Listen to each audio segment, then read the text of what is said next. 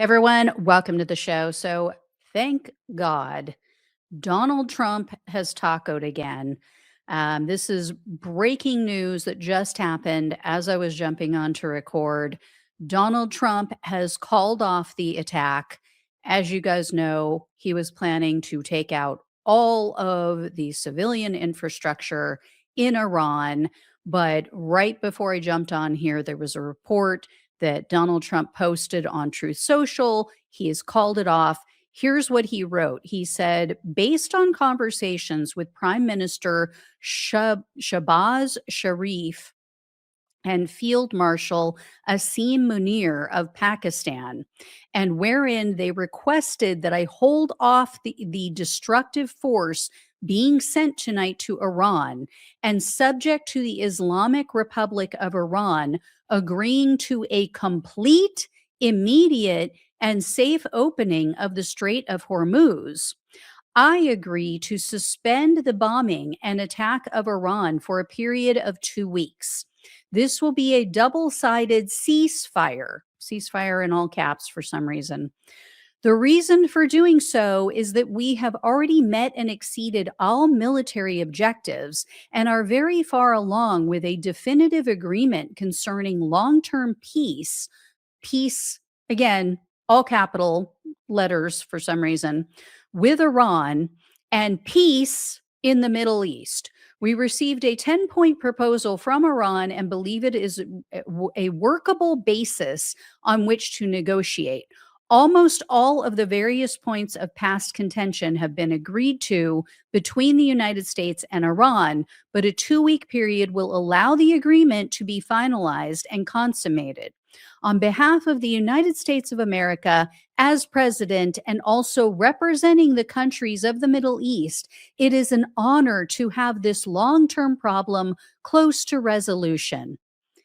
Thank you for your attention to this matter, President Donald J. Trump. I'm telling you, he's a lunatic. Here's the thing. This is bullshit. This did not happen. They have not agreed to any of this, and I'll explain why in a minute. But let me just bring you up to speed with what's been going on. So this morning, Donald Trump threatened Iran again. So 15 hours ahead of his 8 p.m. deadline tonight, he posted on his failing social media site, and he said this: a whole civilization will die tonight, never to be brought back again. I don't want that to happen, but it probably will.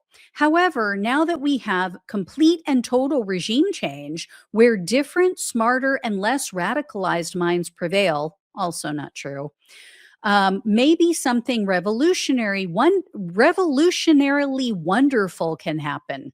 Who knows? We will find out tonight one of the most important moments in the long and complex history of the world. 47 years of extortion, corruption, and death will finally end. God bless the great people of Iran.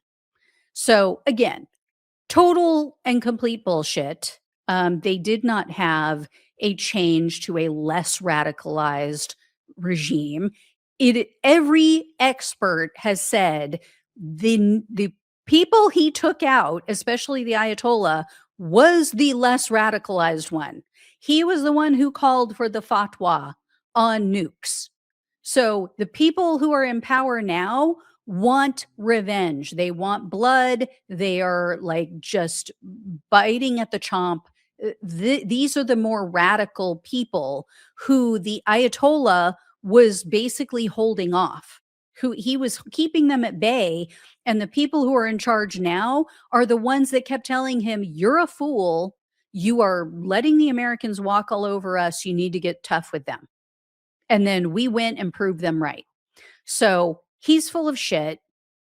But the term remove Trump was trending on Twitter this morning, and there were thousands and thousands of people calling for the 25th Amendment to be invoked, including Marjorie Taylor Greene.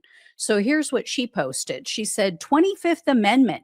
Not a single bomb has dropped on America. We cannot kill an entire civilization. This is evil and madness. And then I shared with you guys the other day the video from Alex Jones, or I guess it was just yesterday. Well, he posted another video today, more explicitly calling for Trump's removal. Trump's longtime friend Piers Morgan posted on Twitter. He called Trump's threat madness, and he said it was a, quote, brazen pre-admission of genocide against the Iranian people. Former Trump supporter Candace Owens also reposted. She is pissed off about this. She said, "This is a satanic administration. We all realize that satanic Zionists occupy the White House, and Congress needs to move to have the Mad King Trump removed. All of our lives may depend upon other countries realizing that Trump is deeply unwell and surrounded by religious fanatics who have convinced him that he is a messiah. We are in uncharted territory. Leaders worldwide need to act accordingly." Okay.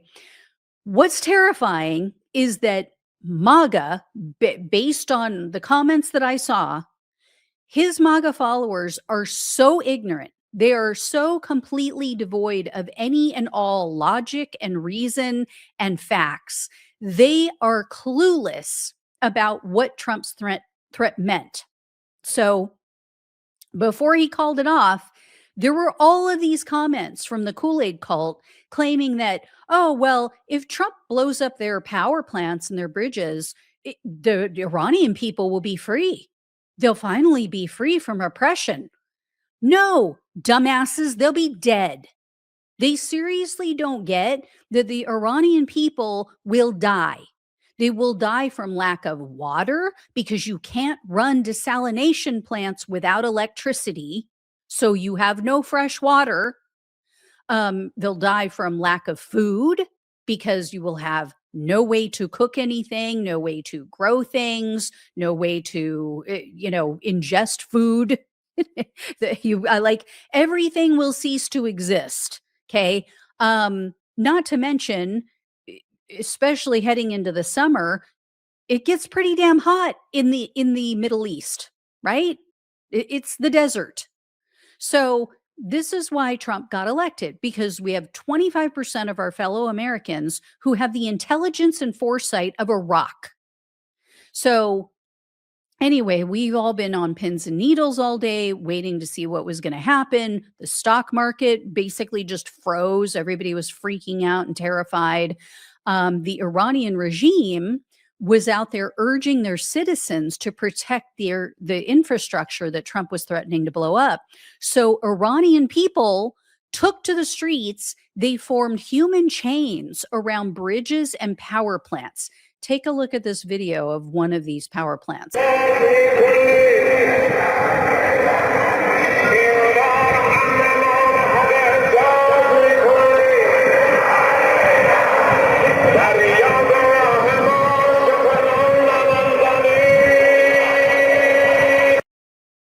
So as you saw, there's all these Iranian citizens around, and they're surrounding these structures, waving Iran flags. The New York Times reported that there's also people holding up posters of the Ayatollah who Trump killed the day that he started this war. They also cited one photo that protesters were outside of a power plant. They had a banner that said attacks to electricity infrastructure is considered a war crime. There was another video taken at another power plant. It showed Iranians chanting death to America, death to Israel. Going great, winning people over. And then the Iranian government informed Pakistan that we're not doing any ceasefire talks. We're done. We're not negotiating with the US. This is why I say Donald Trump is full of shit. He's trying to save face with his base because those are the only ones that are stupid enough to still believe him. But that's all it is. There is no 10-point plan. There is no, like, they had made a plan. The Iranians had sent over a plan through Pakistan, and it was a pretty decent plan. it would allow the US to continue surviving and our dollar to still reign supreme and stuff like that. But if you expect Iran to ever give up the Strait of Hormuz again and not charge for it and not realize that this is their ace in the hole, that is long gone. Like that ship has sailed. No pun intended. So anyway, in addition, Iran had issued a warning to their population. So an Iranian general came out and said, he told his people, quote, prepare and be at the highest state of readiness for the United States and Israel will attack Iran by land in the coming hours. It seems that a U.S. ground attack on Iran is imminent. And then the Iranians have also issued a warning to the US today, like earlier today. They said this. Let me bring up this article for you guys. They said that if Trump followed through on his threat, that Iran, quote, will exercise without hesitation its inherent right of self defense and will take immediate and proportionate reciprocal measures. So they, in no way, shape, or form, were looking to like capitulate and bend the knee. So he is so full of shit. They called his bluff again. They keep calling his bluff, and he's like, "Oh crap." Like my old tricks aren't working anymore. Now I have to lie and say that, "Oh, look, we're negotiating and the ceasefire and I'm getting everything I want." So, whatever. I mean, his base they'll buy it. They'll buy anything that he says. They're too stupid. They never stick their head out of their little MAGA media bubble to understand really what's going on. So, of course they'll go, "Oh, see, this was just a negotiating tactic and he's so brilliant. He's playing 95,000 trillion D chess." I mean, anyway, whatever it takes to keep us from dropping a nuke. And then in the meantime, as all this is going on, the US and Israel were still attacking them. They were still attacking Iran. So the US overnight struck Karg Island again. According to the Washington Post, our military hit their military targets on Karg Island, including runways and bunkers, which apparently these are things we already hit. So, he also lied and said that that was all taken out. So why we're hitting it again, I don't know. And then the New York Times reported that Israel blew up 8 bridges in the northwestern part of Iran. And then the Times also said that the U.S. struck Tehran's Grand Bazaar today. So this is like a shopping, place. What am I trying to say? What's the word I'm looking for? This is where like there's just a bunch of shops and stores. So apparently we hit their Grand Bazaar. We killed at least one person. A bunch of stores were destroyed. Newsweek also reported today that Iran's new supreme leader is unconscious, apparently. So they're referring to, of course, the new guy, the son of the Ayatollah who we took out. So I think his name is pronounced Machaba Khamenei. So again, he was the son of the Ayatollah. Apparently, he's being treated for a quote unquote severe medical condition. Now, he was hit, or he was injured, I should say, in the bombing that killed his father and a bunch of his other family members. So this could be the result of those injuries. In any case, other people in the regime are calling the shots right now. And then I also want to share some concerning news with you guys from the Washington Post. So they went and they spoke with White House insiders who said that Defense Secretary Pete Hegseth isn't being honest with Donald Trump about this war. And he is giving Trump a false sense of how things are going. Obviously, very dangerous if, the guy making the decisions The Mad King is not getting real information. So one administration official told them, quote, Pete is not speaking truth to the president. As a result, the president is out there repeating misleading information. And then another official slammed Hegseth for measuring Iran's military strength by how many missiles they've been launching more recently. Hegseth is like, oh yeah, we've degraded their weapons so much that if you count, they're launching so many fewer missiles and blah blah blah, and they must almost be out. So the official told the Post, quote, if you judge Iran's strength or weakness based on their launch numbers, that is a dumb metric. What is their objective? Are they achieving that? That's what matters. And they are. Like they're being more strategic with their weaponry, with their missiles, and they're hitting more targets. So they're shooting off less, but they're becoming more accurate. And then another official reminded everyone that we're not just fighting Iran anymore, right? We are now fighting terrorist groups and other entities like militias who all are on Iran's side. They're all backed by Iran. They're all now involved, which means, you have groups out there that could shut down the Red Sea. And then it's like, there goes any and all oil. There goes everything. And here's the thing. It was also just reported before I jumped on that if you are looking at the crude prices that are posting right now, they're high, but they are nowhere near what the real-time trading is. So, for example, Brent crude oil, I believe last time I checked it today, it was around $112 a barrel, which is obscenely high. Okay.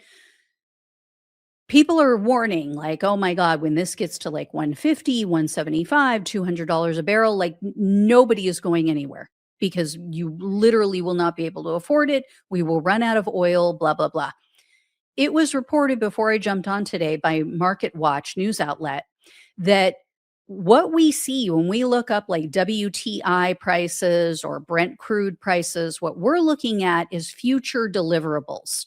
This is what it's going to cost in the future based on what's going on right now, but that's the future price.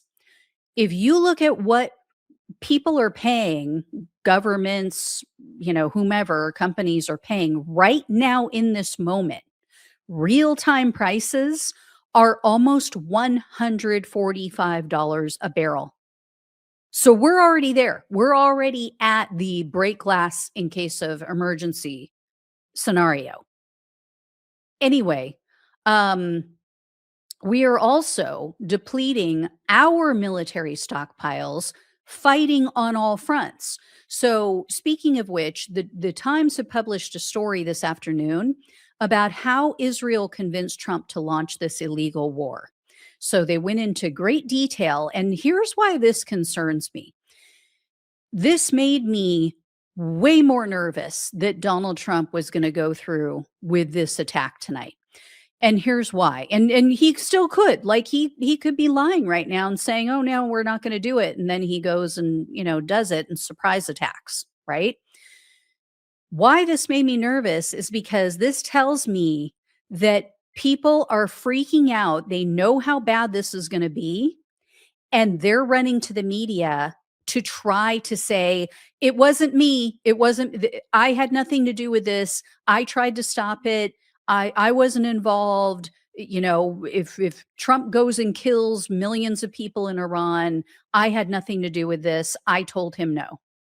So here's what they wrote. They said, quote, Mr. Netanyahu and his team outlined conditions they portrayed as pointing to near certain victory. Iran's ballistic missile program could be destroyed in a few weeks. The regime would be so weakened that it could not choke off the Strait of Hormuz. And the likelihood that Iran would land blows against U.S. interests in neighboring countries was assessed as minimal.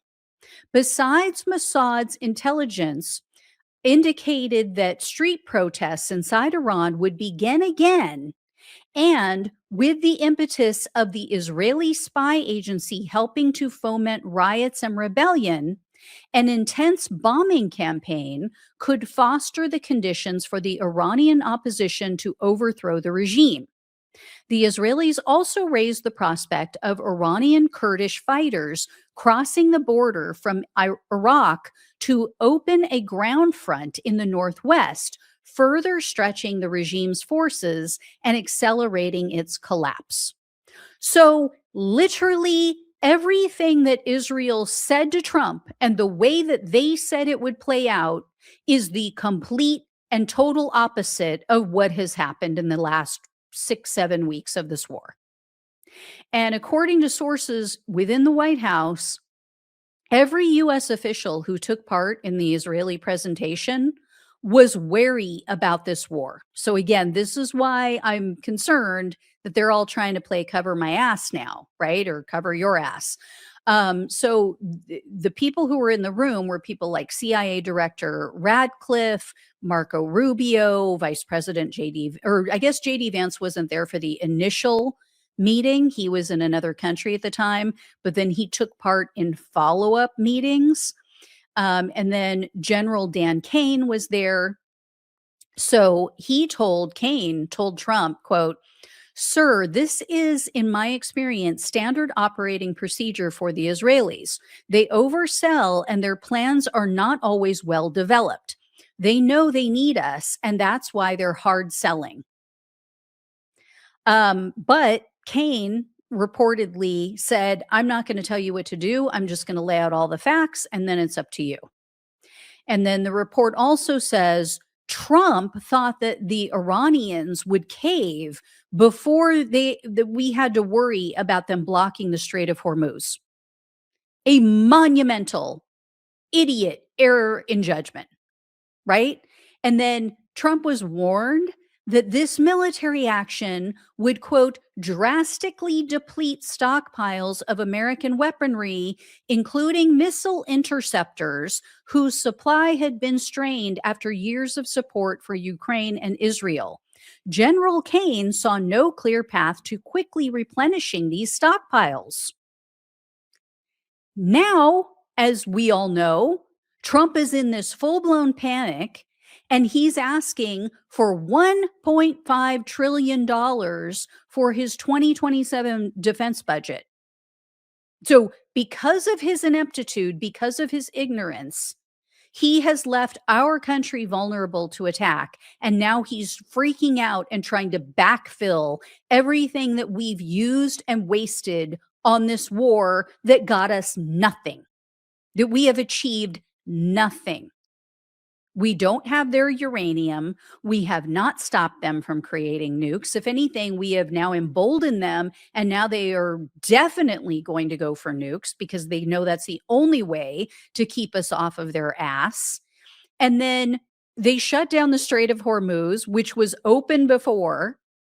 I mean, what have we achieved? We've now turned the younger generation in Iran against us when they were pro-America before. He has done nothing but destroy the world economy, destroy part of their country, destroy our bases in the region, which is going to cost us more money. We have gotten nothing out of this. He can say it all he wants till he's blue in the face. It's not true. We have achieved nothing other than destruction, pain and destruction for the world. So there you go, guys. That's the update for today. And up till now, we'll see if this holds. We'll see if he just completely backs down. Let's hope. Fingers crossed. But yeah, I mean, now Iran is a world superpower where they weren't before. Good job. All right. Thank you all so much for watching and listening. Please like, share, and subscribe. Please donate if you can. Love you all. Take care. Talk with you soon.